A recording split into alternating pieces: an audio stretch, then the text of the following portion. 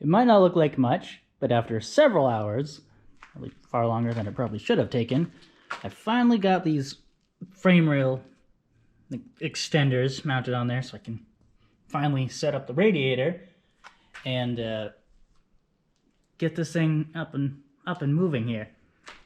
Just gonna put some 1/4-inch box tube really right on the ends of this, or if I'm looking to save some of the space here, that's the OEM distance.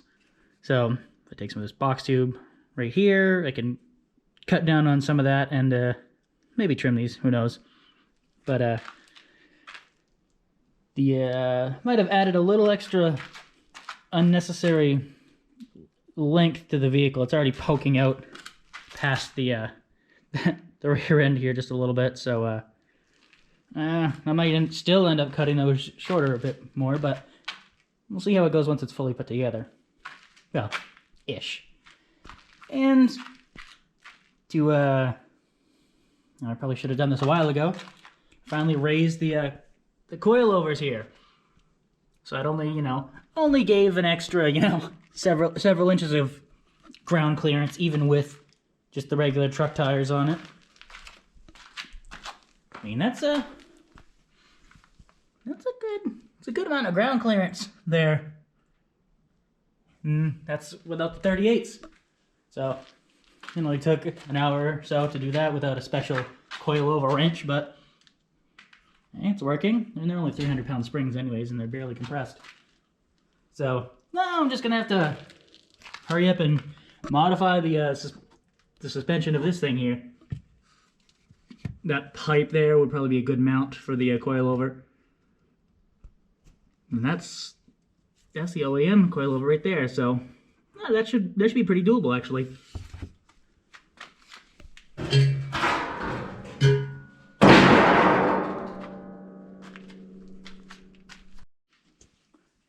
Quick update time. Not my best work, but I've started welding the quote-unquote hood panels here. I have to do it in pieces because my welder will sort of reduce the power it can output for welding after a certain amount of time, so I have to do it in bits and pieces. But despite all the blow through, it's going a lot better than I expected.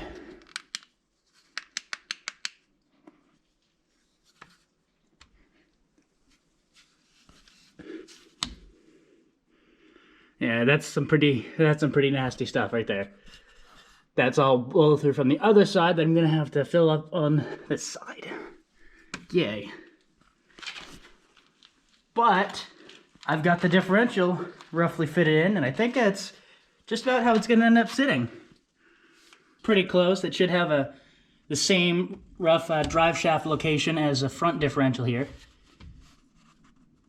And I can move it around a little bit, but as you can see right here, I need to kind of need to create an axle tube, an axle housing here to go to the CV shaft. But I can utilize the same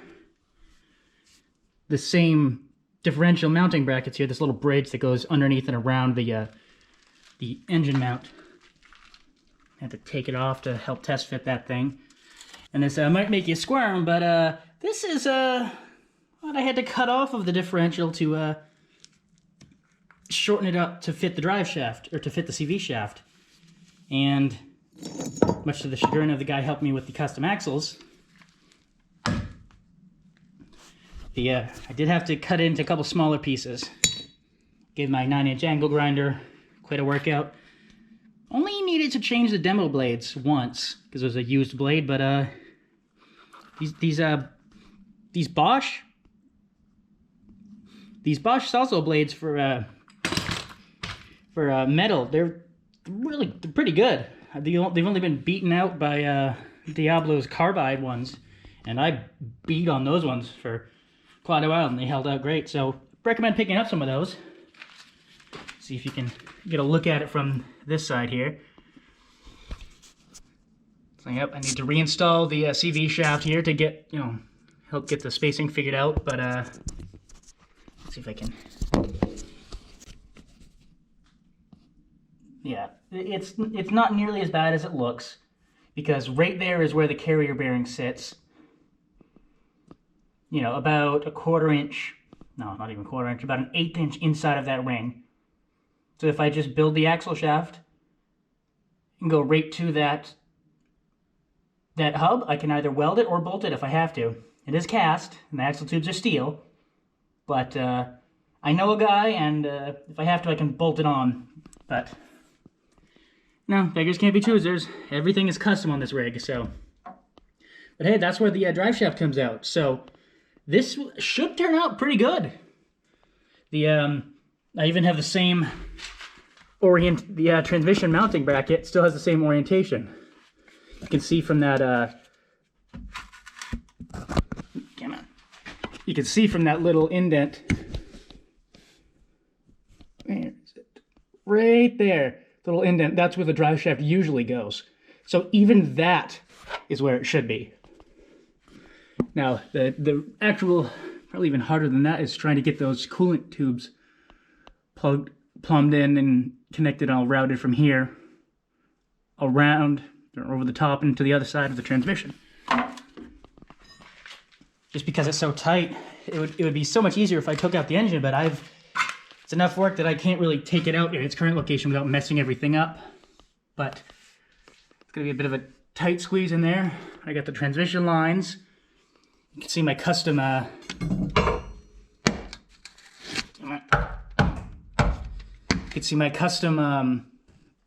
drop plates. Let's go underneath the frame here. You can see those custom plates I made here out of 1/4 inch diamond plate steel.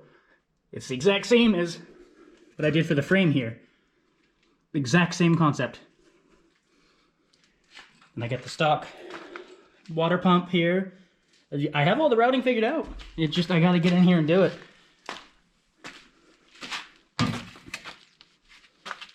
Same, the coolant hoses, they're all here. Yeah, I'm gonna use the stock reservoir. Right here though, this is gonna be fun. Right here, this plate. On this thing, I need to cut a shape out of here. That is where the front differential is going. So we need to cut out and make a mount for that. So more custom fabrication, yay! But again, really, the front didn't take as much custom work as I was thinking. All I needed to do was get some coolant hose and had a black iron like plug. Smarts do some weird coolant routing. Oh my god, it took weeks to figure it out. I had to sell the one the spare smart car I was going to use to figure this out because funds got a little tight. So it's going. A lot of progress, and just need to get in here and plug along. Now that it's winter, it's a little tough because an unheated garage, little minor hypothermia is fine, but it's not the best. But you get the gist of it. I even have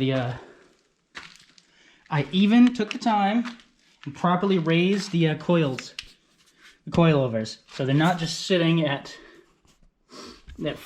fully dropped all the way down here. So it's roughly at road height. Roughly at road height. So this is pretty good. This is pretty good. I got more than a foot of ground clearance. I'll keep you updated.